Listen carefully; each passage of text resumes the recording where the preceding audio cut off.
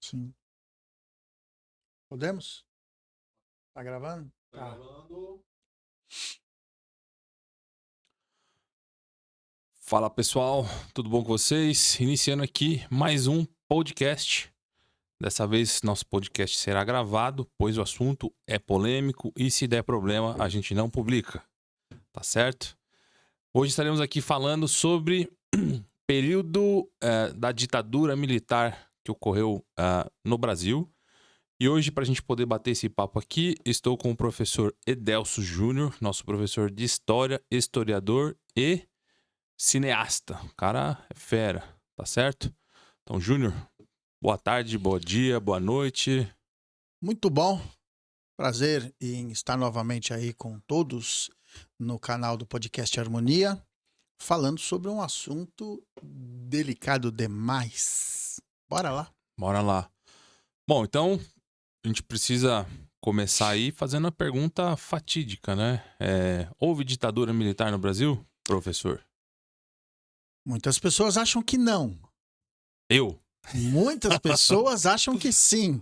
Exato. Sim, nós tivemos um regime militar no Brasil, um processo em que foram suspensas as garantias constitucionais. A partir do momento em que você tem suspensas as garantias constitucionais, com o fechamento do Congresso, você está num regime de exceção. Ok, regime de exceção. Mas se você não tem as garantias constitucionais garantidas, você se encontra num processo em que o governo, ou em que a governança está voltada a um único foco. Ou seja, é uma espécie de absolutismo monárquico na época em que os reis tinham o poder absoluto. É óbvio que, quando a gente fala de ditadura no Brasil, você não pode simplesmente colocar tudo num pacote e falar, não, nós tivemos uma ditadura e ela foi extremamente sangrenta. Veja bem, a gente precisa pontuar muita coisa sobre ditadura no Brasil. Eu prefiro, apesar de gerar muita polêmica esse assunto e discordância, eu prefiro estabelecer algumas comparações. Na cabeça de algumas pessoas é impossível, de alguns historiadores é impossível você estabelecer esse tipo de comparação. A minha, não. Se você comparar as ditaduras do Brasil com a Argentina, com o Uruguai, por exemplo, com a Bolívia, Chile. com o Chile, nós não chegamos nem perto. Nós não chegamos nem perto. Tá, mas vamos lá, vamos tentar desenhar um cenário aqui para facilitar o processo quando faço a pergunta de se houve ou não uma ditadura no Brasil, né? Porque assim, na minha cabeça, quando a gente tá falando de houve ditadura, a gente tá falando de um processo onde alguém, juntamente com os militares, né, eles aplicam um golpe derrubando um poder constituído, seja ele pelo povo, seja ele por representante indireto, né? E esse poder representado, na realidade, ele é retirado à força, né? Então, quando eu te faço a pergunta relacionada se no Brasil houve um golpe, ele está mais nesse sentido de o governo militar, ele de alguma maneira violenta, ele retira o poder estabelecido no Brasil ou não? Sim. Sim? Sim. Porque o que acontece? Você, novamente, difícil, você não pode simplesmente dizer sim ou não e não pontuar. Você tem um período aqui no Brasil, por exemplo, é muito comum a gente ouvir as pessoas dizerem assim, algumas especialistas dizerem assim, não, comunismo no Brasil, os militares entraram porque disseram que nós corríamos um risco iminente do comunismo no Brasil. Isso é uma mentira. Bom, se é uma mentira, então por que a partir do dia 25 de março de 1922 foi fundado o Partido Comunista no Brasil? Ué, se nós temos no Brasil um partido comunista, qual é a ideia desse partido comunista? Só existir simplesmente não é. Só existir para fazer número? Para ter cadeira no Congresso? Ora, a ideia da existência de um partido comunista já pressupõe a ideia de se implantar um regime comunista no Brasil. Ponto. Para mim, isso não se discute. Ah, mas os militares assumiram o poder em função dessa ameaça. Sim, em função dessa ameaça. Primeiro, você tem um governo... os militares entram no Brasil especificamente em 1964.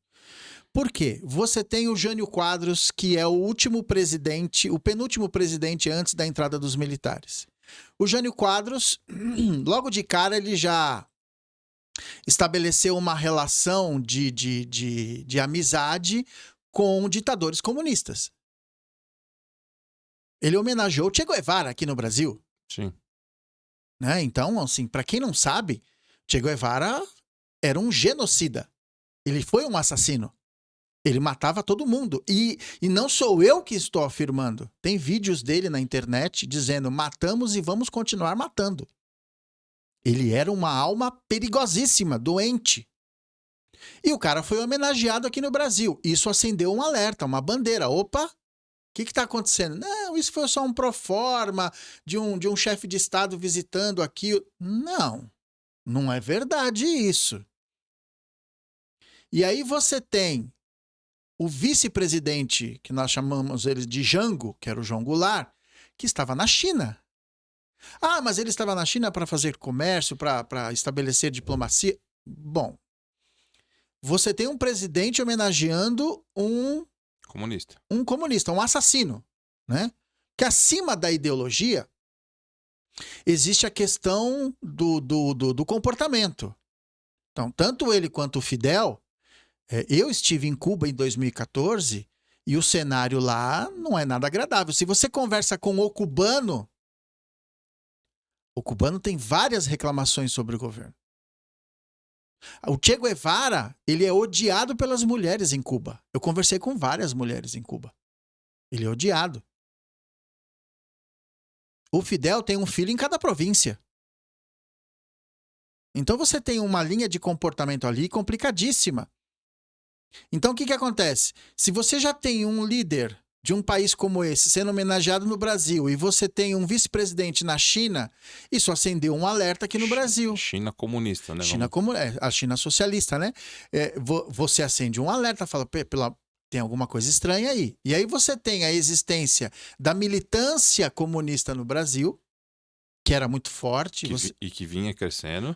Gradativamente, você tem as ações aí do Luiz Carlos Prestes, por exemplo, da Olga Benário, sua esposa, que veio da União Soviética para cá, né? E há todo um arranjo em cima disso para se estabelecer, sim, a implantação de um sistema socialista aqui no Brasil. Porque a ideia é começar pelo socialismo, né? Ah, nunca se chega ao comunismo. Não, nunca se chega ao comunismo porque não dá certo nem logo de primeira. Né? Na implantação do próprio socialismo. Então, não consegue chegar. Então, o que vai acontecer? Então, você tem uma linha de eventos que foram acontecendo que levou com que os militares se preocupassem com essa questão e começassem a fazer o quê? A se organizar, porque aí o Jânio foi destituído. O Jânio governou pouco tempo, ele não ficou um ano no poder. E tem o famoso bilhetinho dele, né? Que a gente brinca e fala. O Jânio foi lá, assinou um bilhete, se despediu e disse, fui. Então, mas vamos voltar nesse processo do destituído. Quando a gente diz destituído... Não, ele não foi destituído, perdão, eu falei errado. Ele pediu para sair. Ok, porém, esse é o ponto. Mas ele não pediu para sair de graça, não, assim, porque ele cansou. Tudo bem. Alguma coisa aconteceu, houve uma pressão aí.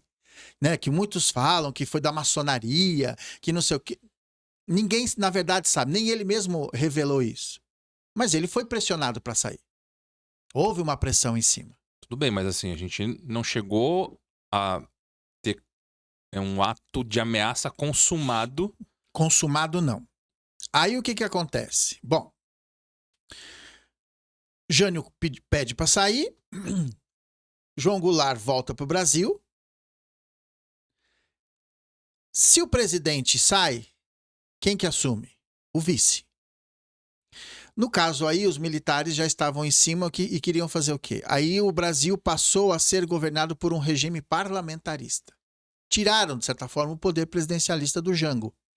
Só que aí ele, através de referendo, de aclamação popular, a população votou que queria o sistema presidencialista. Então ele retoma como presidente.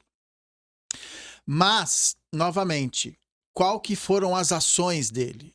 problema foram as ações dele. E isso é uma coisa que os historiadores, muitas vezes, eu não sei, eu acho que é intencional, né? Não reforçam essa questão. Do tipo, nacionalização de empresas estrangeiras. Foi o que o Fidel Castro fez em Cuba. Ou seja, pegar uma Coca-Cola, uma empresa americana e É falar, nossa. virou Guaraná Antártica. É nossa, entendeu? É nossa. Vocês vão embora. Tá, mas você tem que indenizar esses caras, então. Você pega uma empresa. As empresas, por exemplo, deixa eu voltar em Cuba. As empresas de Cuba internacionais que foram nacionalizadas.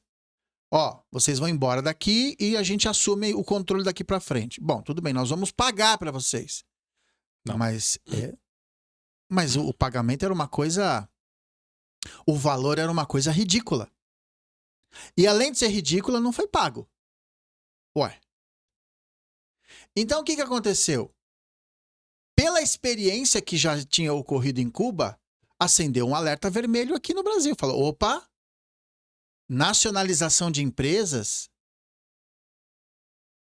E um tema que é discutido no Brasil até hoje, que é a questão da reforma agrária. E a reforma agrária, da forma como determinados políticos querem fazer, ela não beneficia absolutamente ninguém.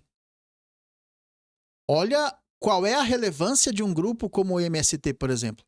O nosso excelentíssimo senhor presidente da República disse que o Brasil é o maior produtor de arroz por meio do MST. Eu não sei se já é introjetado essa questão de mentir o tempo todo para a população. Sim, com certeza. Mas isso não é verdade, nunca foi. O MST não produz nada, absolutamente nada. A produção do MST, ela é irrisória. Não é que não tem, ela é irrisória. Ela não alimenta o Brasil. Nunca alimentou. Então a gente precisa tomar muito cuidado com essas informações. E aí o que acontece? Você tem todos esses alertas sendo dados. Ó, o cara quer nacionalizar as empresas. O cara vai enfiar uma reforma agrária por goela abaixo. E aí você tem sim a presença dos Estados Unidos nessa questão. Os Estados Unidos cresceram, se desenvolveram com a ideia do presidente James Monroe, lá do século XIX, América para os americanos. Precisamos defender as Américas. E é óbvio que ele se intitulou o guardião das Américas e do mundo e acabou se tornando a potência que é. Eu não estou aqui passando pano para os americanos, dizendo que eles são bonzinhos, nada disso. Nada disso. Mas é importante a gente ressaltar também que estávamos num período em que Estados Unidos, né, representante principal do capitalismo, combatia o comunismo representado pela União Soviética. Atual Rússia. Só para dar uma contextualização aí. A gente estava vivendo o período da Guerra Fria, né? Isso. Que é essa guerra ideológica, né?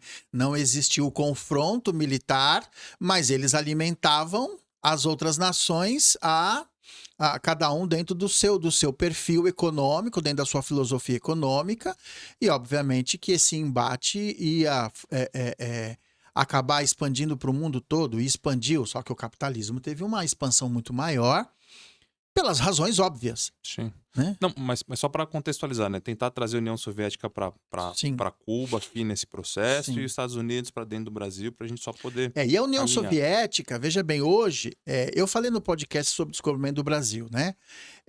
Hoje nós temos uma quantidade de documentos que reforçam as teses, que reforçam as ideias da implantação do sistema socialista no Brasil. Hoje nós temos documentos. Há relatos dentro dos documentos da KGB, por exemplo, que é o Serviço Secreto Russo, de grupos que foram instalados no Brasil com a intenção de alimentar o desenvolvimento do comunismo. Isso hoje já não é mais uma teoria da conspiração. Há documentos sobre isso. Há vídeos na internet de pessoas fazendo relatos em cima de informações que são verdadeiras. E aí você tem todos esses alertas sendo dados e com a interferência dos Estados Unidos, os militares assumiram sim. E a gente não pode esquecer de um detalhe importante. Teve apoio da população. Não foi sem apoio da população. A questão é que A gente pode falar que isso foi um golpe militar? Eu não gosto desse termo. Eu prefiro dizer que foi um contragolpe, né? Mas você não pode, porque teve esse contragolpe, porque teve essa questão da tomada do poder pelos militares, até incentivado pelos norte-americanos, você não pode também dizer que isso não acabou virando, em alguns aspectos, um problema para o Brasil. Porque no meio de algumas situações, nós acabamos, aconteceram os exageros, né? Você tinha 2 grupos de militares no Brasil nesse período. Os militares da Sorbonne e os militares linha dura. Os militares da Sorbonne eram o alto escalão do exército, que eles iam treinar fora do Brasil. São os militares que traziam, que tinham um comportamento mais tecnicista, mais intelectuais. E o nosso primeiro presidente de 64, que foi o Marechal o Humberto Castelo Branco, ele era da linha da Sorbonne. Ele não era da outra linha, que era chamada linha dura. Então, nós tivemos uma mudança de poder aí, durante os 21 anos de regime militar, entre militares da Sorbonne e militares linha dura. Os militares da Sorbonne eram mais voltados para o desenvolvimento tecnológico, para a questão da segurança econômica. E você tem os militares linha dura, que também tinham esse perfil, mas eram os militares, por exemplo, que foram para cima das guerrilhas dentro do Brasil, cometeram excessos, nós tivemos excessos no Brasil, e isso também é documentado. Então não dá para você dizer que não teve uma ditadura no Brasil. Nós tivemos sim. Ah, mas a ditadura foi mais branda? Olha, não existe ditadura branda. Ditadura é ditadura. O que existe é que nós não tivemos o nível de crueldade aqui dentro que teve, por exemplo, na Argentina, no Chile, no Uruguai. Isso nós não tivemos. Quando a gente compara os números de mortos e, enfim, atrocidades que aconteceram comparado com os outros países da América Latina, o Brasil, de fato, ele fica muito abaixo. Sim. Comparado com os outros países, principalmente com o Chile, né? Que acho que é onde a gente teve a ditadura mais sanguinária, mais sangrenta. E Uruguai, né? De toda a América Latina. O Chile e o Uruguai. Eles colocavam, para vocês terem uma ideia, nesses países eles colocavam... É forte o que eu vou falar, mas eles colocavam ratos para comer as genitálias das mulheres. Então o que a Dilma falou é verdade. O que a Dilma falou sobre essa questão, não no Brasil, fora. Nós tivemos militares que cometeram excessos aqui? Sim, tivemos sim. Não dá para você passar pano e falar, não, tivemos sim. Como isso acontece em qualquer governo que começa a se estabelecer justamente a partir dessas premissas. Fechou um congresso? Tudo bem que eu não sou muito a favor dessa quantidade de parlamentares que nós temos no nosso congresso. Eu acho isso um exagero, um desperdício de dinheiro. Mas o próprio ato de você já fechar o Congresso demonstra que você não quer nenhum tipo de diálogo com a população. Acabou. E os representantes, eles não foram eleitos? Precisamos ouvi-los, mesmo aqueles que são contrários. E com o militar você não tem muito essa questão, principalmente de 64, não tinha.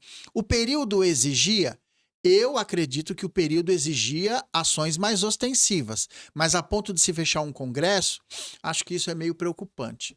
Embora nós tivemos 2 momentos específicos no Brasil com isso. Antes de 64, você tem o Getúlio Vargas, que também fechou o congresso. Mas também, se ele não tivesse fechado o congresso, ele não tinha feito as coisas que precisava fazer, principalmente quando ele dá as garantias de trabalhadores, a questão da CLT. Provavelmente o congresso já não teria deixado ele fazer nem metade do que ele fez. Mas isso não tira a qualificação de uma ditadura. No período Getúlio Vargas. Getúlio Vargas, que foi de 1930 a 1945. Ok. E vamos tentar voltar mais ao fato histórico ali do processo de transição. Você consegue detalhar um pouquinho pra gente como que foi? Sim. Sai como quando aí o Jango, né? Isso. Aí o João Goulart volta, tenta fazer um governo, mas quando ele estabelece esse plano de governo, que todos naufragaram, todas as tentativas dele de manter uma organização política no Brasil, todas elas fracassaram. É a hora que os militares começam a se organizar e tiram o Jango do poder. Ele foi tirado do poder. Ele não teve opção. Isso é um fato. Ele foge para onde? Ele foge para o Uruguai. E ali permaneceu. Agora, o que acontece nessa transição? A partir do momento em que o Jango deixa o poder, o Brasil fica com a cadeira vaga. Mas acontece o seguinte, toda vez que você não tem nem o presidente, nem o vice-presidente, quem assume o país é o presidente da Câmara. Isso. Né? É o presidente da Câmara. Ele assume de forma provisória. Então, nós tivemos o Mazzilli, que assumiu de forma provisória, até a junta militar escolher alguém que seria competente o suficiente, enfim, que seria a bola da vez.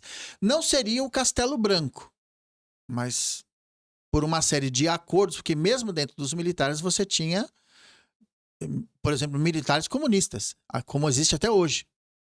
Você tinha linhas de militares ali que tinham pensamentos ideológicos completamente diversificados ali. Então você tem ali entre a junta militar uma discordância de quem assumiria o poder, mas acaba assumindo o Marechal Castelo Branco, né, que acabou ficando até 1967. Ele entra em 64 e fica até 67, onde ele começa a estabelecer planos de governo, começa a retomada da economia, e é um dado que a gente não pode, as pessoas tentam maquiar isso. Nós tivemos, sim, o chamado milagre econômico durante um certo período dos militares. Eles tentaram fazer. Eles tentaram organizar o Brasil e conseguiram organizar em muitos aspectos. O Brasil volta a crescer nesse momento. Entramos em crise? Entramos em crise, sim, porque o mundo entra em crise constantemente.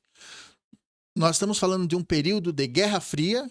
Nós estamos falando de um período em que o preço do petróleo determinava muita coisa no mundo. Né? Você pega as organizações OPEP, por exemplo, que é um cartel, né, que determina o preço do petróleo no mundo. Até hoje. Até hoje. Então, você tem essa linha de trabalho, é que os militares precisavam, sim, de determinadas posições no campo da política. Você vai dizer que os caras foram lá e fecharam... Eles não fecharam todo o Congresso. Acabou ficando... Uma parte do Congresso acabou ficando ao lado dos militares, e você tinha o que eles chamavam de militares... parlamentares que tinham uma certa oposição aos militares, mas não era uma oposição ferrenha, como se você for falar do ponto de vista de um partido de esquerda, por exemplo. Mas aí foi reativado o Congresso, e aí os militares tentam trabalhar com o Congresso, e aí começam a acontecer algumas eleições, principalmente as eleições estaduais. Certo. E qual que a gente consegue destacar algum ponto positivo desses 3 anos aí do Castelo Branco? O Castelo Branco, na verdade, ele pegou o país já num processo ainda fragmentado do ponto de vista econômico por causa das incertezas da questão do governo Jânio Quadros e o Jango. Essa relação queria se manter com a China. Ela não se estabeleceu, não ficou nada acertado, mas precisava se resolver, por exemplo, a questão da Constituição. Né, foi promulgada uma nova Constituição. Nós tivemos ali um trabalho que foi realizado, de certa forma, de reforma agrária. Começou-se um processo de reforma agrária. Era como se a gente estivesse fazendo o seguinte: você pega o país que estava fora dos trilhos economicamente e começa a reorganizar. Ah, mas não teve reforma agrária, então? Não teve reforma agrária do ponto de vista socialista. Ela não aconteceu. Ela não aconteceu, mas começou a existir a reforma agrária, por exemplo, começou projetos de reforma agrária. O Castelo Branco, ele trabalha muito com essa questão de aprovar o regulamento de algumas leis que não foram conseguidas no governo anterior. Ele dá uma abertura para que o Brasil comece a investir mais na agricultura. Ele pega muito do planejamento do Getúlio Vargas e começa a tentar implantar. Né? A questão é que ele ficou 3 anos. Né? A junta militar, ela tinha dentro do próprio sistema deles de disputa, eles tinham muito essa questão da divergência. Agora entra um, agora vai sair outro. Qual que vai entrar agora? Vamos colocar o linha dura. Tanto que o Castelo Branco ficou 3 anos, né, de 64, 67, e já entra o Costa e Silva. O Costa e Silva era a linha dura. Foi a época em que o governo mandava sentar o sarrafo em todo mundo na rua. Era a época, por exemplo, que você não podia... 10 horas da noite você estava na rua, a polícia te parava, você tinha que apresentar sua carteira profissional. Tava em 2, 3 andando na rua, o que vocês estão fazendo? Houve uma vigilância constante? Houve sim, porque essa ameaça de retomada do poder, ela era forte. Agora, uma coisa é fato. Através dos militares, nós temos o processo de construção da infraestrutura do Brasil. As grandes obras que nós tivemos no Brasil são todas realizações militares. Você pega, por exemplo, Itaipu. Aí eu ia falar pra você citar alguns exemplos, né? Itaipu é obra militar. Itaipu, pra quem não sabe, É a nossa maior usina. hoje é a segunda maior usina do mundo, era a maior usina do mundo. Que a gente vendia energia para os países vizinhos. Sim. Hoje é 100%. Governo militar. Industrialização no Brasil começa com Getúlio Vargas. Industrialização no Brasil começa com Dom Pedro II. Depois você vai ver a industrialização do governo do Vargas. Que a indústria de base, ela se estrutura no governo Getúlio Vargas, de 30 a 45. A Siderúrgica Nacional, ela se estabelece com dinheiro norte-americano, com investimento norte-americano. Porque o Vargas, ele tinha um certo namoro com o fascismo italiano, né? Uhum. Mas aí, na Segunda Guerra Mundial, o que acontece? Os Estados Unidos deu ultimato. Você tá do lado de quem? Não. Estamos do lado dos Estados Unidos. O Vargas foi inteligente. E até a Itália virou o lado também. Sim. Né? O rei Dom Manuel terceiro, que poucas pessoas sabem, né? A Itália, embora o Mussolini fosse o ditador da Itália, ele não era o rei da Itália. Existia um rei, que era o Dom Manuel. Era o Dom Manuel? Não era Dom Manuel. Agora, eu esqueci o nome do figura. Deixa eu procurar aqui. Era... Bom, enfim, eu esqueci o nome dele. Porque o Mussolini, ele era o primeiro-ministro. Né? Inclusive, ele esteve no Brasil e quem foi o chefe de honra dele aqui, o seu tutor aqui no Brasil, foi o capitão Edgar Armon. Vítor Emanuel. Então, eu falei Dom Emanuel, né? O Vítor Emanuel III. Ele esteve no Brasil e quem conduziu ele aqui no Brasil, quem foi o seu ajudante de ordem, foi o capitão Edgar Armon da Força Pública do Estado de São Paulo. Inclusive, o Armon tem até um diploma que ele recebeu, tal, um certificado por, né, ter prestado esse serviço para o rei Vítor Emanuel. E o Mussolini, ele era o primeiro-ministro, né, na verdade. Depois foi destituído do cargo, né, por causa das besteiras que fez. E o Vargas tinha um certo namoro, só que acabou ficando lá dos Estados Unidos. E ainda, pela nossa participação na Segunda Guerra Mundial, nós recebemos o investimento que deu origem à nossa indústria nacional, a indústria de base, né? Um investimento, se não me engano, 20 milhões de dólares na época, que era muito dinheiro para o Brasil. Então, se você olhar na história do Brasil, todos os grandes feitos, pontuais mesmo, de renovação, de impulso, são governos militares. É impressionante isso. São governos militares. E outra, um detalhe importante que as pessoas precisam prestar mais atenção, né? A questão da corrupção em governo militar. Dá para falar que foi completamente isenta? Não dá para falar. Mas dá para afirmar com toda certeza que o índice de corrupção em governos militares era infinitamente menor. Naquela época, né? Naquela época. Tá, só para deixar... Pontuar, né? Naquela época, né? E aí nós tivemos, na sequência, você tem o Marechal Costa e Silva, que foi justamente o cara do famoso AI-5. Explica o que foi o AI-5, o AI-5, só pra gente... O que acontece? Vamos lá.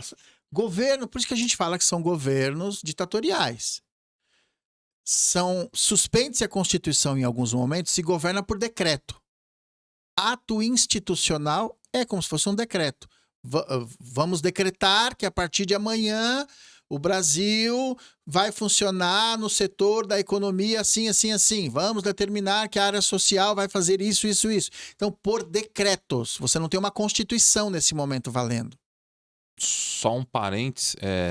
Milei agora na Argentina parece que conseguiu um projeto para governar por decreto em algumas áreas, né? Então, ou seja, ele consegue direcionar recursos e, enfim, aprovar leis sem precisar do É que o parlamento argentino. é que o parlamento deu essa abertura Isso, para ele. O exatamente. parlamento Aí, deu. a pergunta seria, nessa época do AI-5, o parlamento deu esse processo Não, não ou existia não isso. existia? Não existia isso.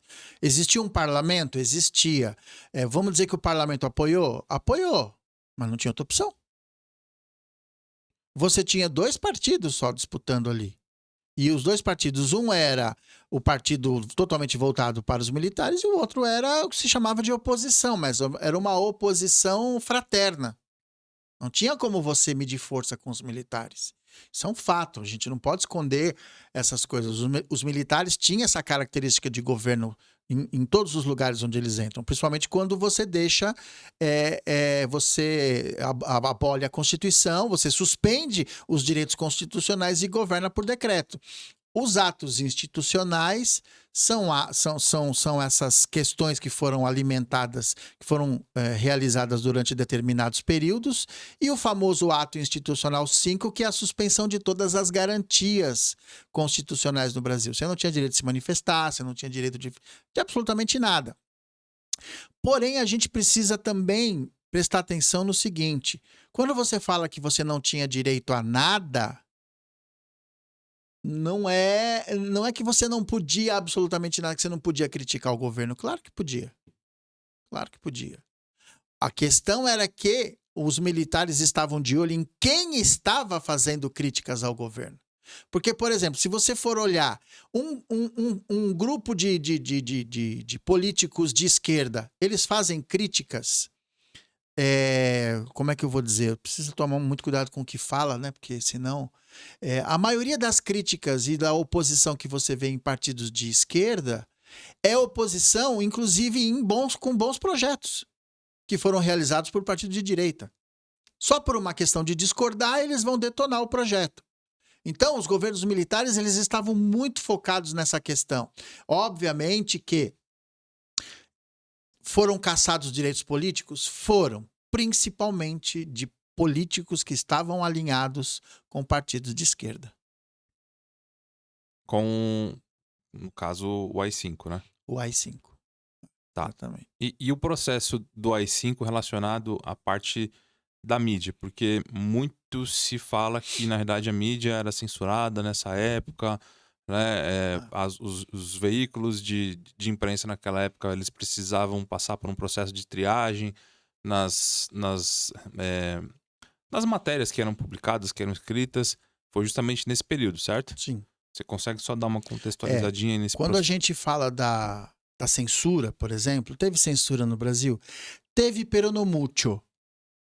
Porque o que era censura? Cada departamento midiático lá, de imprensa, você tinha um representante do governo ali que ele vedava, ele lia a matéria e falava: isso não pode, isso não pode, isso não pode, isso não pode, ponto final e acabou. Tá. Mas o que aconteceu? Muitas vezes se deixava passar muita coisa que nem eles conseguiam entender o que estava sendo feito em relação à crítica. Você não encontra... Eu não conheço em governo nenhum, nunca ouvi falar na história, algum governo que gosta de receber crítica. O governo, quando vai fazer propaganda, ele faz propaganda do que ele está fazendo de errado? Não. Nenhum faz. Não é porque é governo de esquerda, de direita, nenhum faz. Autocrítica não se faz. Não se faz por 2 motivos. Primeiro, porque você tem uma linha de conduta que é o seguinte: se eu assumir um erro que eu estou fazendo, a oposição vai se municiar de mais material para derrubar o meu governo. Então, essa disputa não permite, porque ela é desigual, não permite que os governos possam fazer autocrítica. E outra, a vaidade, né, meu? Sim. A vaidade, né? Por que não? Meu governo tá ótimo, estou resolvendo vários problemas. A questão é que, quando você parte para essa linha da censura, você não dá abertura para que as notícias cheguem, você está infringindo um direito que é constitucional, Mas como você tem as garantias constitucionais suspensas, o governo toma as decisões que ele quer. Então ele jamais vai permitir que surja uma matéria que fale mal dele. Olha, esse governo está matando, está fazendo isso, tá... Ele não vai permitir. Os militares não queriam isso. Isso é uma verdade. Agora, também você não pode dizer que ninguém tinha autorização para nada. É só você dar uma olhada nos festivais de música que tinha no Brasil. Os festivais de música no Brasil sentavam a lenha no governo militar. Rock in Rio foi um, né? Não, o Rock in Rio foi em 82. Nós pegamos... O último ano do governo militar, sinceramente falando, que foi do João Figueiredo, você nem pode dizer que foi um governo militar.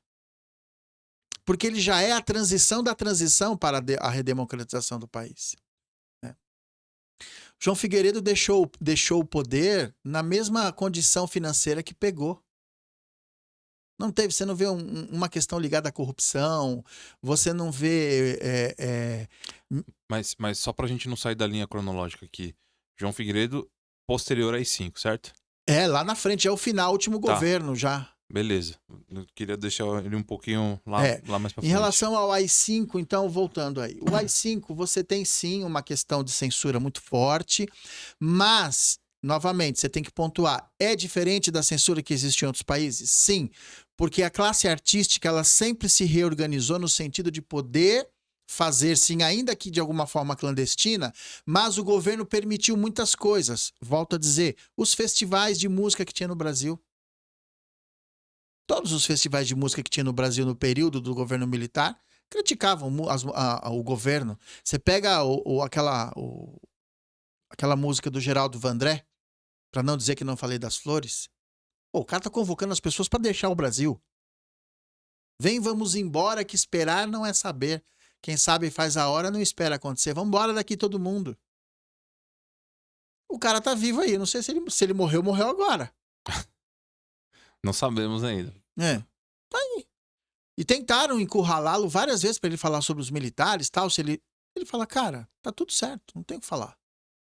Então você tem vários artistas aí que na época puderam expressar a sua música, e alguns falaram que nós fomos exilados. Alguns se autoexilaram, como é muito comum acontecer hoje, né? O cara sai daqui e vai se autoexilar onde? Num país comunista? Não. Ele vai para Cuba? Não. Ele vai para Coreia do Norte? Não.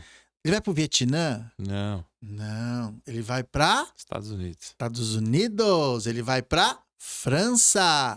Ele vai para Europa. Ele não se asila em país comunista. Por quê? Porque geralmente quem defende isso, defende porque tá com a pança cheia, né? Porque de pança vazia ninguém defende. Então, você tem sim uma linha uma linha de... Como é que a gente estava falando? Censura. Você teve a censura no Brasil, só que você precisa entender o seguinte, na minha visão, eu acho que hoje está pior. Eu acho que hoje está pior, porque você vê, a gente tem que tomar cuidado com o que a gente fala no YouTube. Tem palavras que você não pode falar. Se você falar, você já tem aí um judiciário, opa. Nem judiciário, o robô do YouTube já te derruba mesmo. O algoritmo já vai lá e pau no gato, né? Exatamente. Não dá moleza. Eu diria que hoje o negócio está mais intenso, por quê? Porque você tem olhares por todos os lados nessa época. Não. Então, você vai ver crítica de todo lado aos governos militares. Outra coisa que você fala de censura e você fala de ditadura militar, as universidades foram infestadas de professores socialistas, de ideias socialistas. Por quê? Porque os militares estavam focados aonde? Na linha de frente. Nas guerrilhas, né? Enquanto isso, Antônio Gramsci, o italiano que alimentou essa ideia de para com essa história de guerra, vocês vão lutar contra militar? Militar tem arma. Essas guerrilhas têm o quê? Pô, os caras iam treinar em Cuba, iam treinar na China, e treinar guerrilha para fazer o quê? Exato. Para assumir o poder de forma democrática? Nunca. Os próprios, você pega aí alguns desses representantes dessa época, desses grupos mesmo, né, de guerrilheiros, eles falam, não, ninguém queria democracia, nós queríamos implantação da ditadura do proletariado. seja, uma ditadura substituindo outra. É só isso que eles queriam. Lutar pela democracia, me desculpem. Isso é mentira. Isso não aconteceu. Bom, pós AI-5, quem assume então? Bom, você tem, depois do Costa e Silva, você tem o Médici, né? Que foi outra linha dura também. O Médici era um cara que... É aí que entra o aspecto de alguns momentos que nós tivemos no Brasil de tortura. Ah, houve tortura no Brasil? Houve, gente. Claro que houve. Há relatos disso. Agora, veja bem, aí a gente entra nessa questão das comparações, né? Você vai encontrar países onde essas questões das torturas eram muito mais agudas, era um negócio muito mais absurdo. Mas no Brasil, tortura é tortura, filho. A partir do momento que você está apanhando, não importa se você está apanhando mais, você está apanhando menos. Sim. A questão é também o seguinte: quem eram muitas dessas pessoas que foram acabaram caindo na mão dos militares? Você pega, às vezes, uma lista de pessoas, lá de fotos de pessoas que nessa época foram mortas pelos militares. A maioria das pessoas que estão lá são guerrilheiros. E lutando pela implantação da ditadura. Do proletariado. Exatamente. Eles queriam fazer o quê? Eles queriam matar. Sequestraram embaixador americano aqui no Brasil. Se eu não me engano, foi um ex-presidente, não foi? Não, embaixador americano. Não, mas ela estava envolvida no... Sim, sim. Nós temos aí uma chefe de Estado, né? Que acabou virando chefe de Estado no Brasil, que estava no meio da guerrilha ali, né? E que, se não me engano, roubou um banco também, não é? Pois é, ela roubou um banco. Os caras eram tão bonzinhos que eles roubavam bancos. Mas a gente tá pegando... E hoje é presidente de banco, se não me engano, é isso? Olha, eu tô tão desgostoso com essa história que eu não tô acompanhando mais a carreira dessa intelectual que tem frases muito bem elaboradas. Não, mas só para deixar registrado aí. Tem frases muito bem elaboradas, né? Que a vida, ela não gira, né? Ela dá capote. Ela dá capote. Tá. Mas foi justamente no governo do Médici, que vai de 69 a 1974, que acontece o chamado milagre econômico no Brasil.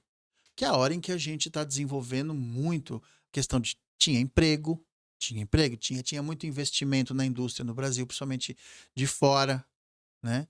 Durou muito tempo? Não durou. Por quê? Cara, manter o sistema econômico de um país em equilíbrio pleno, dependendo, ainda país emergente, dependendo das grandes potências. Pô, hoje se estoura, lembra da crise asiática? Quando estourou o problema das crises asiáticas? Pô, não tem como não se refletir. Não tem como. Existe uma interdependência econômica muito forte. Nós dependemos, por exemplo, de fertilizante de fora. Nós não produzimos aqui o suficiente. E aí tem a famosa guerra da Ucrânia lá com os russos. Não sei o quê, o nosso ex-presidente foi lá e tá do lado... Ele foi lá fazer negócio, ele foi lá garantir que a agricultura do Brasil pudesse dar prosseguimento. Que, na realidade, a gente está falando do carro-chefe da economia do Brasil, né? Ou seja, quem garante o sustento e o crescimento da economia no Brasil é o agro. Hoje é o agro. Sempre foi. O agro é o que tira o Brasil de todas as enrascadas que ele entra. Todas. Toda vez que você vê uma merda acontecendo, quem que tirou o Brasil? É o agro. E é o agro que o nosso atual chefe do executivo gosta de dar uma malhada nos caras, né? Mas os caras são bonzinhos, caridosos? Não. Mas é o carro-chefe da economia no país. Então você tem que saber lidar com esse pessoal. Né? E no governo do Médici você tem o famoso milagre econômico. Então você tem um aumento de produtividade no Brasil. Você tem expansão das indústrias. Não entendi. A expansão das indústrias. E o Médici, na verdade, embora ele tenha sido um governo de linha dura, mas o Médici tinha um olhar, como a maioria dos governos, mas eu penso que o governo do Médici ele teve muito mais um olhar tecnicista, né? Porque o governo militar ele tem essa característica. O que ele faz? Ele chama as pessoas que são competentes na área para a pasta ministerial. Né? Eu vou trazer para a pasta da educação um engenheiro civil. Não, eu vou trazer um educador. Eu vou trazer uma pessoa que entenda da educação. Então, por isso que os governos militares são conhecidos como os governos positivistas, são governos tecnicistas. Por quê? Porque eles pegam as pessoas que são especialistas nas áreas e colocam para tocar o barco. No Ministério da Medicina, no Ministério da Saúde, vai colocar quem? Vou colocar um mecânico? Vou colocar um engenheiro civil? Preciso colocar uma pessoa que entenda de medicina, que entenda de administração hospitalar, uma pessoa que seja da área. E nós tivemos um evento muito curioso aqui no Brasil, que foi quando o Adib Jatene, lembra dele? Fez, acho que, a primeira cirurgia de coração no Brasil. O Adib Jatene foi ministro da Saúde, né? E ele criou, lembra do imposto que ele criou? CPMF. Que era para ir para saúde. Quando ele percebeu que o negócio não ia ser do jeito que ele planejou, o que ele fez? Falou, tô fora. Eu sei o que vocês vão fazer. Então você vê, às vezes você traz a pessoa para realizar uma obra, mas ela não consegue. Né? Nos governos militares o negócio funcionava. Ah, funcionava tudo? Claro que não. Eu não estou dizendo de governo perfeito que não existe. Mas eu acredito que funcionava mais em função de você não ter que negociar com um volume de gente tão grande como a gente tem hoje num congresso. Uma coisa é você pegar um projeto de lei que é importante, sei lá, como o CPMF, ou como a reforma tributária, que é uma coisa que é escrassa no Brasil, assim, é uma desgraça. A gente precisa resolver a questão da reforma tributária no Brasil. Mas ninguém quer mexer nisso. É porque é um vespeiro, mas toda vez que a gente precisa fazer algo importante, a gente precisa negociar sempre com muita gente, né? E aí, nesse processo, quando você tem que negociar com muita gente, dá problema, porque são muitas ideias, são muitas vontades, são muitas necessidades que você precisa. Talvez nesse período militar, por você não ter um congresso grande, inchado, ou por talvez nem ter que negociar com o congresso, né? A vontade e a visão de alguém que entendia que aquilo era importante fazia com que essa ideia andasse, na realidade. Pelo menos é como eu enxergo. Eu tive algumas experiências no macro, no micro em relação a isso. Que você olha, por exemplo, a cidade de São Paulo. Né? A cidade de São Paulo, você sabe que em termos de administração pública, ela é loteada, né? Sim. Cada região você tem um vereador tomando conta, né? Sim. E aí você imagina isso no macro. Então, projetos são lotes. Cada grupo de parlamentares, eles se interessam por uma linha, por um lote. Então, você não consegue fazer nada se não negociar com eles. Que é a chamada... como é que eles falaram no último governo que não tinha articulação política? Articulação política é isso aqui. Exato. Vai sobrar quanto? Então, esse é o grande problema. Eu falo para os meus alunos o seguinte: professor, por que tal dinheiro, se o governo federal liberou tanto? Porque se você olha muitas vezes, o governo federal, não importa qual seja o governo, ele libera uma quantidade X de verba para uma área, que é o suficiente. Ela é suficiente a verba. Qual é o problema? O problema é que essa é uma caixa d'água com os canos todos furados. E a hora que esse dinheiro entra? O dinheiro entra, o líquido entra na caixa e começa a distribuição. Só que os canos estão furados. A água não chega na ponta. Ela chega, mas ela não chega o suficiente para matar a sede de todo mundo. Aliás, ela não chega o suficiente para matar a sede de quase ninguém. Por quê? Porque vaza muita água, né? Vaza muita água. Enquanto a gente não aprender a tampar... E aí aparece um doido que tenta tapar esses furos, acabou, né, filho? Mas ele tentou todos? Não, claro, quem é doido? Não dá. Não dá, né? Isso é um sistema. É um sistema criado, desenvolvido de anos. Há muito tempo. Você não acaba com isso. Isso é um processo que começa, infelizmente ou felizmente, começa na educação. Quando você fala para um aluno para ele não colar numa prova, não sei o quê, é porque amanhã ele vira um senador.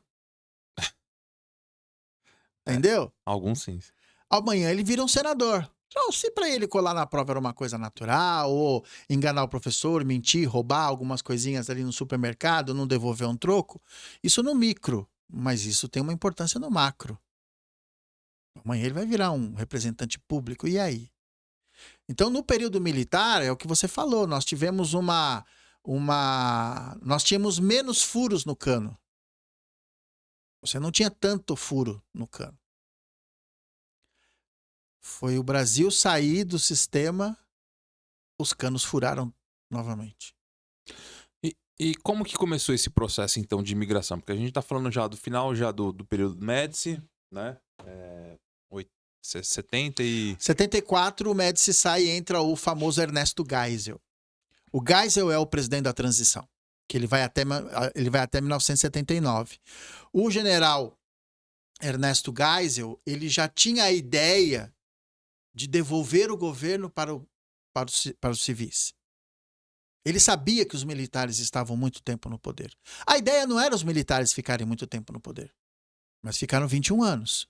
Então o Geisel, ele é o presidente da transição, que ele começa a fazer a transição lenta e gradual. Ele era a linha dura do exército? Ele era a linha dura do exército ainda. Mas veja bem, ele já tinha essa previsão, falou assim, olha, os militares precisam sair do poder. Não dá mais. Não dá mais. Né? Eu acho que os militares foram importantes para um período, mas você não pode tirar da história os excessos que ocorreram durante o governo militar. Ocorreram excessos?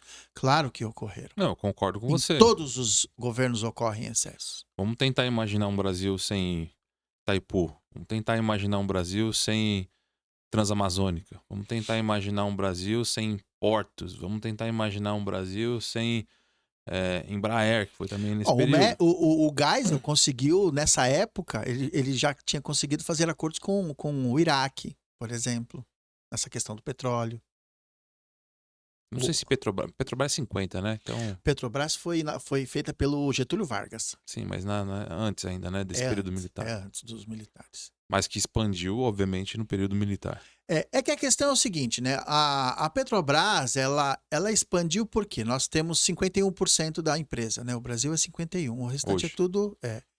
Ela expandiu, não foi em função exclusivamente da administração brasileira. Ela expandiu em função dessas cotas de ações, exatamente, que fazem parte aí do cartel, né? Isso. Aí você tem uma empresa forte, que aliás é uma das empresas mais fortes que nós temos no Brasil. Muito dinheiro. Entra muito dinheiro. O problema é que a Petrobras, ela hoje voltou a ser uma caixa d'água com um cano muito furado. Muito furado. E aí você tem o general, o Geisel, que fica até 1979, e ele coloca quem no lugar dele? Ele vai colocar o João Batista Figueiredo, que fica até 85. Foi o último governo militar que nós tivemos no Brasil. Não dá para você dizer que eu vivi esse período, né? Porque eu já tinha... Quando o João Figueiredo deixou a presidência, eu tinha 15 anos. Então, eu vivi esse período. Aliás, eu vivi o período a partir de 1970, foi quando eu nasci. Mas a partir dos 10 anos que você começa a ter um pouquinho mais de lucidez da vida, né? Assim, você começa a ver como é que estão caminhando as coisas, né? Você, mesmo porque seus pais, nessa época, os nossos pais já passavam responsabilidades pra gente, né?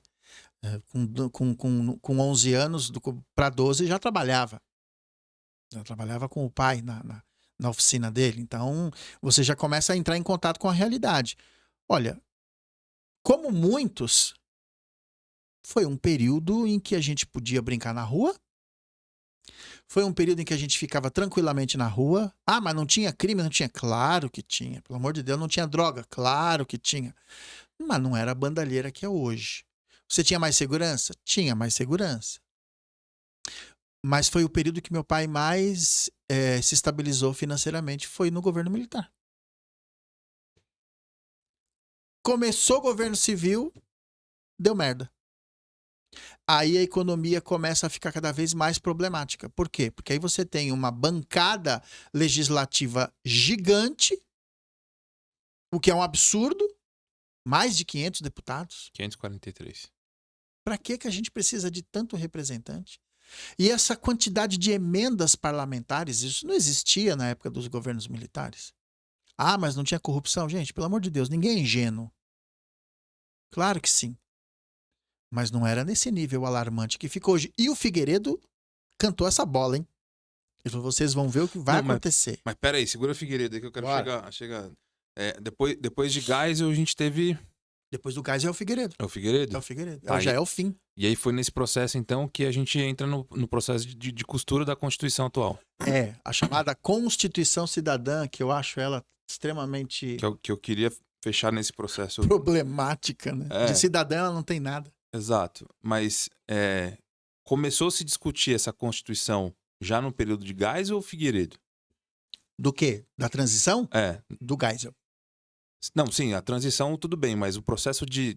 Beleza, precisamos fazer uma transição.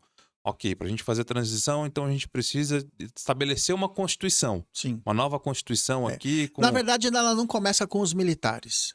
É isso que eu queria... Não, isso não começou com os militares. A nova Constituição ela vem justamente no momento em que houve a transição. E aí se repensou nesse processo. Ela foi... A intenção era boa? Fantástica. Precisava mesmo. Muita coisa da Constituição ainda trazia o ranço do passado. Precisava se avançar em termos de Constituição. O problema é que a chamada Constituição Cidadã acabou abrindo precedentes que eu acho que se tornaram piores ainda, né? Que ela acabou... Você pega determinados direitos e garantias, por exemplo, no campo do Código Penal, por exemplo, que são comprometedores. A própria questão da CLT. Sim. CLT é da época do Vargas, gente.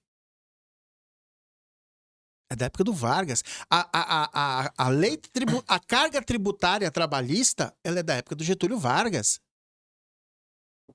Porque às vezes a pessoa fala, né, fulano tal, joga tudo nas costas do empresariado, uma responsabilidade que precisa ser dividida. Tem empresário que não vale nada? Pô, é claro que tem. O ser humano é o ser humano em qualquer área. Qualquer área. Mas veja bem, a carga tributária em cima daqueles que geram o emprego, ela é muito forte, ela é muito alta. E tudo isso precisava ser revisto. Isso foi possível no governo militar? Não, não foi possível no governo militar. Eles não fizeram isso. É um problema? Foi um problema isso? Foi. Foi um problema. Mas um governo com característica militar não ia mexer nisso nunca. Então, esse processo começa, toda a questão da Constituição Federal do Brasil, ela começa a ser trabalhada a partir do momento em que o Brasil sai do governo militar e já está no governo civil. Ou seja, depois da transição. Então, depois que Figueiredo assume, né, a gente tem esse processo de criação, então, e discussão da Constituição Federal, que é presente até hoje. Beleza. E qual o papel do Figueiredo nesse processo de transição? O da abertura, principalmente para aqueles que se diziam exilados, voltarem ao país. Tinha exilado? Tinha. Mas tinha os autoexilados. Isso foi uma coisa que aconteceu. Não adianta falar que, não, tal. Teve pessoas que foram embora para fazer graça. Desculpa. Aí o que acontece? Não, aí você... ele promoveu a questão da anistia, né? Ou seja, todos aqueles que foram embora por repressão militar, por algum tipo de... Seja ele por perseguição política ou por perseguição na área artística, foram todos anistiados. E aí começa a voltar uma galera. Só que, na minha opinião, teve uma galera que não precisava ter voltado, podia ter ficado onde estava. Né? E o que é engraçado, né, que é o cara que promoveu a anistia dos exilados e o neto dele hoje precisa estar exilado do Brasil, né? Vou dizer uma coisa pra você, viu? É complicado. Mas é só um parênteses que eu quis abrir aqui. Bom, beleza. Figueiredo, então, promove esse processo de anistia para essas pessoas. As pessoas começam a voltar e então a gente começa, de fato, um movimento de transação. Nessa época eu já era vivo, ainda estava tentando entender um pouco do que era o mundo, mas eu lembro de várias coisas, vários jornais, vários movimentos. E aí a pergunta é, nessa época então que a gente começa o processo de transição Putz, eu falei que o Da nome. democracia, da redemocratização? E da direta já? Aham. É bem nesse período, É então. nesse período. De 88 a... É. Então começa a se discutir a Constituição. Quem que costurou esse Não, processo? você tem um cara que foi importante nessa questão, que foi o... O careca lá, como ele Ai, chama? meu Deus do céu. O... Morreu de helicóptero? Nossa. Como é que era o nome dele? Eu Oh, meu Deus. fugiu o nome dele aqui também. É, Vamos ver aqui. agora eu buguei. Como é que era o nome dele?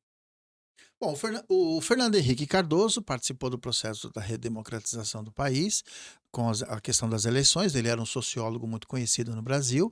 Enquanto sociólogo, Ulisses Guimarães participou, foi uma pessoa importantíssima nessa fase. Não só ele, vários políticos do PMDB. Você tem uma classe artística também, que são aqueles que voltaram dizendo que tinham sido perseguidos e tal.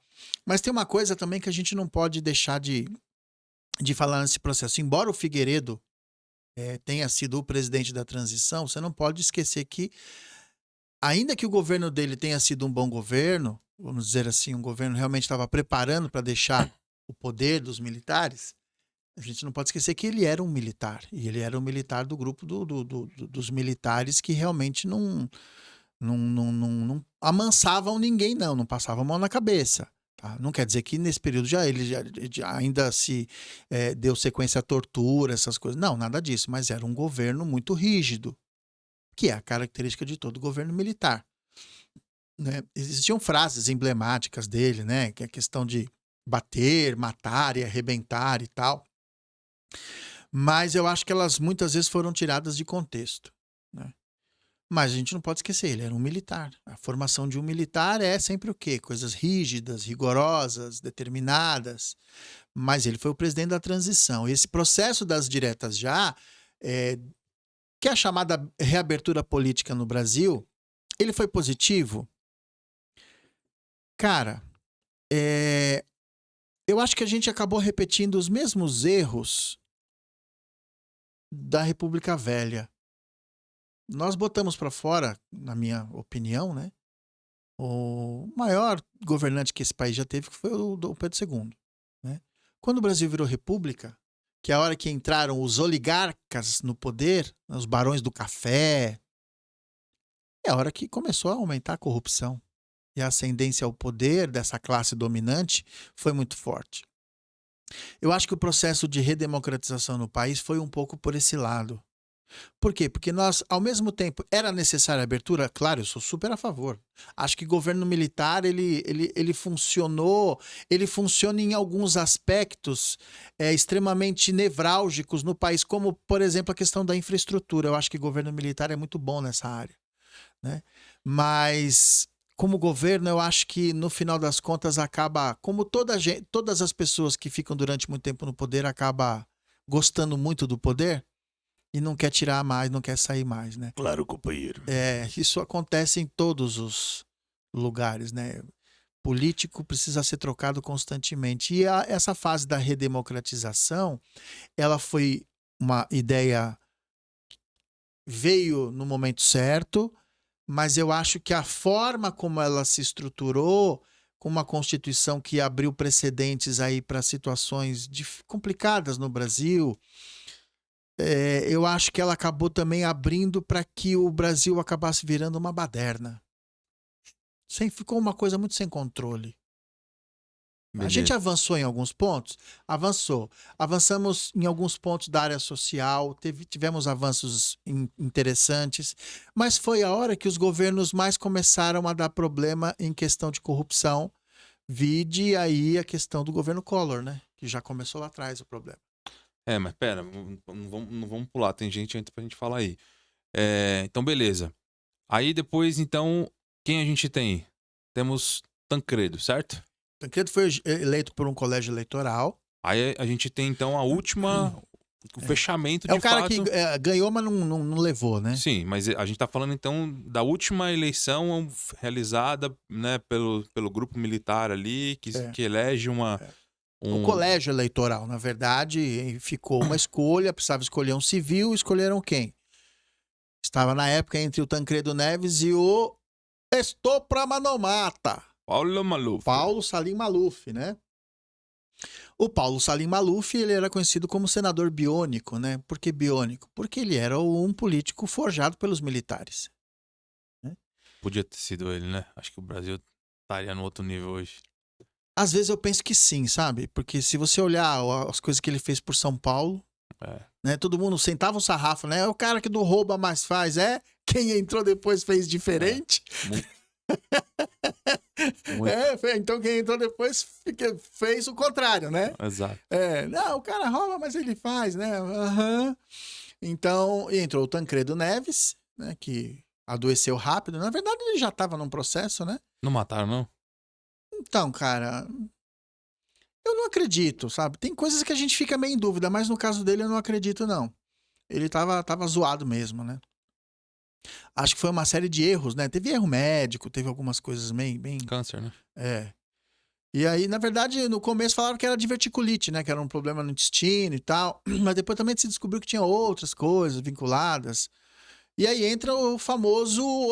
Um dos maiores oligarcas do país, né? Que era o dono do estado do Maranhão. Cara, que recentemente eu vi uma coisa que me deixou muito inconformado, cara. Assim, mas depois eu conto isso aí. Vai, continua.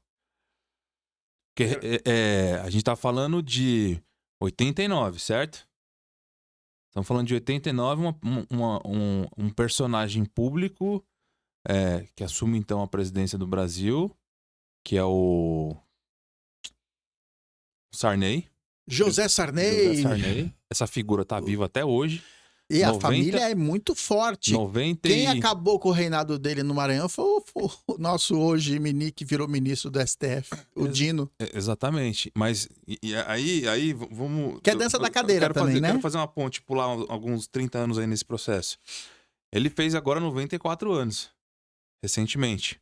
Os canalhas envelhecem. E esse cara deu uma festa na mansão dele, porque ele não tá mais no Maranhão, ele tá agora no Amapá, né? Ah, tá.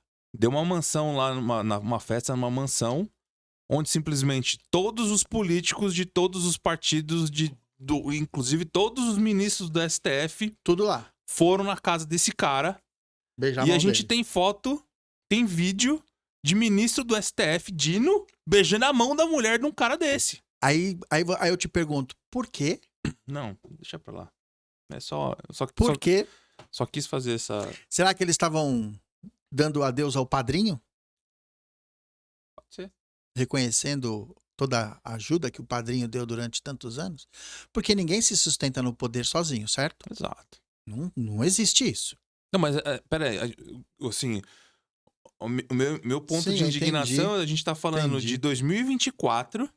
E as pessoas estão pagando pau ainda para um José Sarney, né? De um ministro do STF, que não deveria nem estar lá na casa de um cara desse, beijando a mão da esposa de um cara que foi ex-presidente do Brasil. Isso é um retrato. Isso mostra como anda a política no Brasil, como ela sempre andou. Coronelismo, assim, total. Coronelismo. Em 2024. O Sarney é o símbolo do coroa. Talvez ele... Não acho que tenha mais ninguém, acho que já morreram todos. O Antônio Carlos Magalhães da Bahia já morreu. Morreu. É o último. Tem a família Collor ainda, né?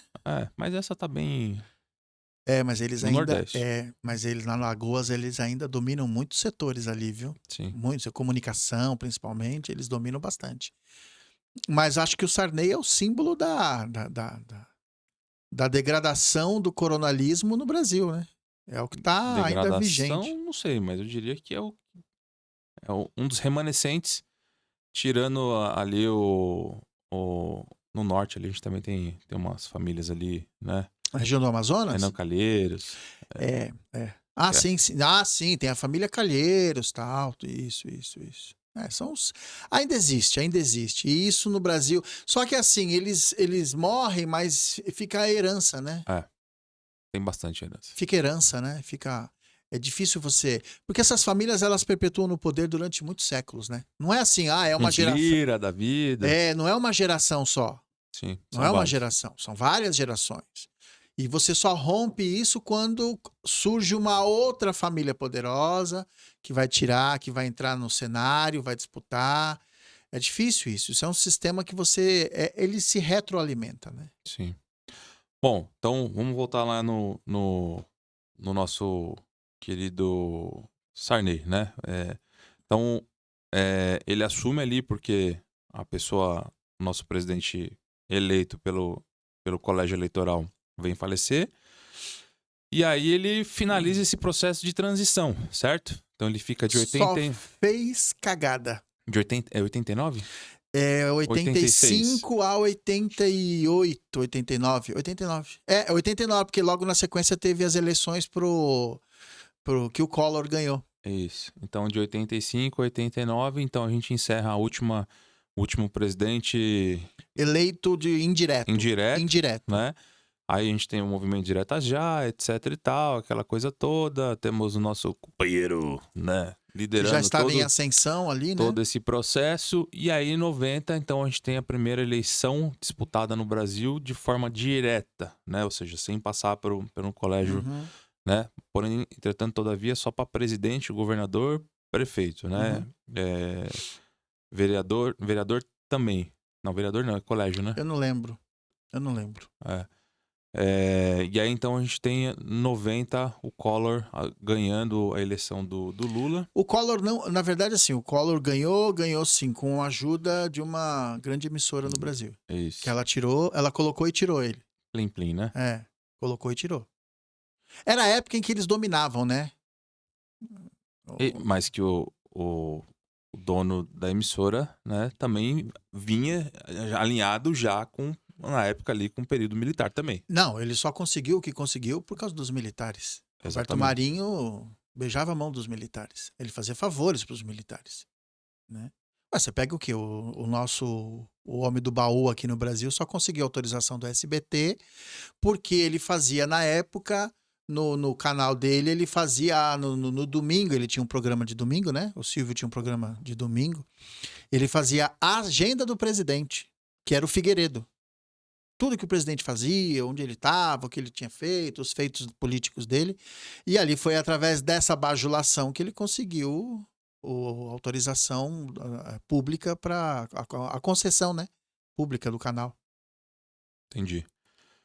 E aí podemos dizer, então, que o período militar no Brasil se encerra de vez? Sim. Ou temos ainda remanescência? Não tem, não. Embora o governo Bolsonaro tenha sido um governo com militares, mas está longe de ser um governo militar. Nunca teve essa característica. A análise histórica não permite, de forma alguma, você trazer o governo Bolsonaro para um governo de regime militar. Não voltou mais esse processo. O regime militar não volta mais. Eu não acredito nisso. Não, também não acredito. E é um retrocesso também, né? Sim. É um retrocesso. Mas assim, é importante a gente destacar que o período militar foi um período onde o Brasil se estruturou do ponto de vista industrial. Toda a infraestrutura. De infraestrutura, logística, né? Um período também que gerou muito da dívida interna do Brasil, que pagamos até hoje. Sim. Né? O Brasil se endividou muito nesse período e, enfim, pagamos essa dívida até hoje aí. Tem gente que falou que pagou, mas não pagou. E o que mais que a gente podemos destacar, então, no período militar? Olha, infraestrutura, industrialização. Infraestrutura, industrialização. Mas eu acho que o período ele era propício apenas para esse tipo de situação. Podemos dizer que, de alguma maneira, o período militar ele evitou uma ditadura socialista no Brasil? Com certeza. Ou comunista? Não, com certeza. Não existe governo democrático socialista. Olha o mundo, é só você olhar as pessoas. Aí. Uma das provas de que não existe é só você olhar a questão da Coreia do Norte. É só você olhar a questão de Cuba. Não existe governo socialista democrático. Não, sim, mas eu queria destacar mais de fato a iminência que a gente poderia, se caso o período militar não tivesse se instalado, se a gente o não socialismo tivesse no Brasil tinha sido implantado. Tinha sido. Não Tinha que sido. hoje não seja, mas é de uma Eu forma acho que a diferente. gente nós somos nós somos um socialismo à brasileira, né? O socialismo em si já não vale nada, você imagina um socialismo à brasileira, né? É. Que é Assim como a pegar gente tem um parlamento à brasileira um também, né? parlamento à brasileira também, né? Então a minha opinião é que você fala um troço desse, você já é crucificado, né? Para mim, evitou-se um regime socialista no Brasil. Isso para mim é um fato. Expulsamos as tentativas, né? Mas de um lado você expulsou a tentativa, mas você não matou a ideia, né? Porque foram um momento que as universidades se aparelharam e a ideia era essa mesmo, aparelhar as universidades. Gramsci venceu. O Gramsci venceu na sua ideia. A ideia dele é genial. A ideia dele é genial. Você tem que olhar e falar, porra, o cara teve uma ideia, ele sacou, falou, pra que vocês vão bater de frente com um militar na guerra? Vocês vão morrer.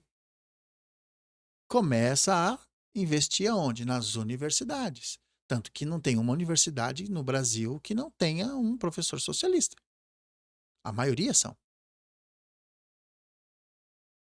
Dá para se tirar algumas coisas? Claro que dá. Opa, existem propostas muito boas, mas não é a proposta do socialismo em si. É a proposta, que ela é humanitária. Ah, isso aqui é porque é socialista. Não, isso aqui é porque é humanitário. Não existe, né? Existe, né? Então, o governo militar evitou, sim, um socialismo no Brasil. E que eu acho que agora a gente está numa berlinda, né? Numa berlinda. Porque quem alimenta socialismo no mundo? Grupos capitalistas.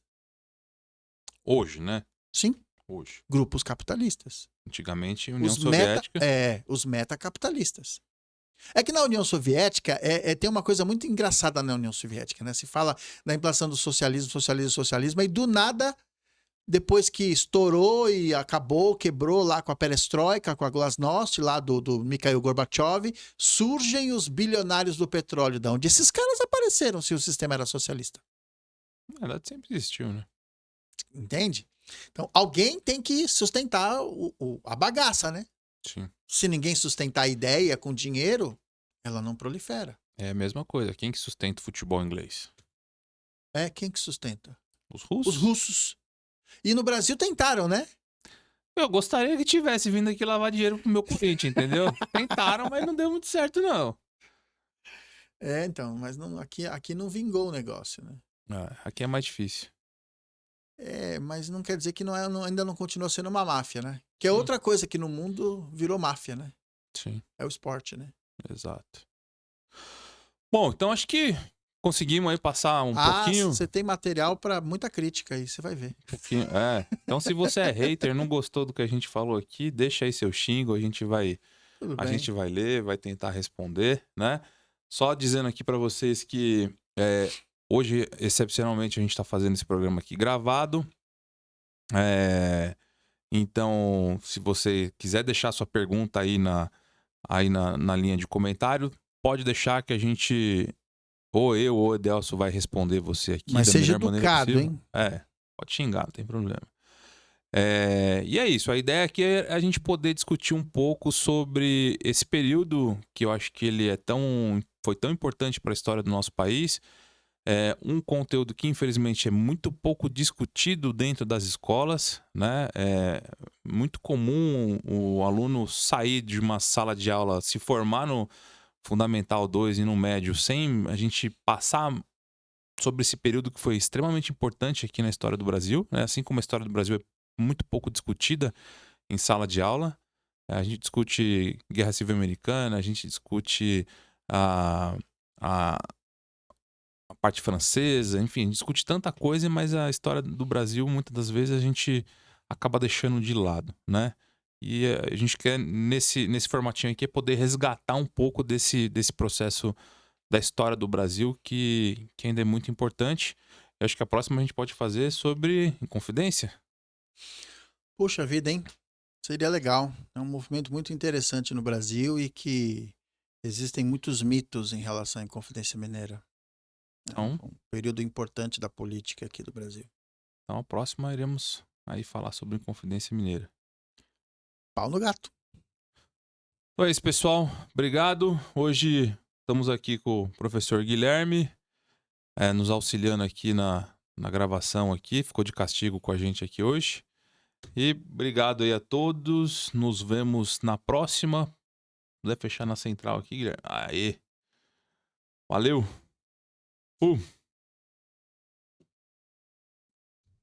Boa. Tá com fome, hein, filho? Tô, barriga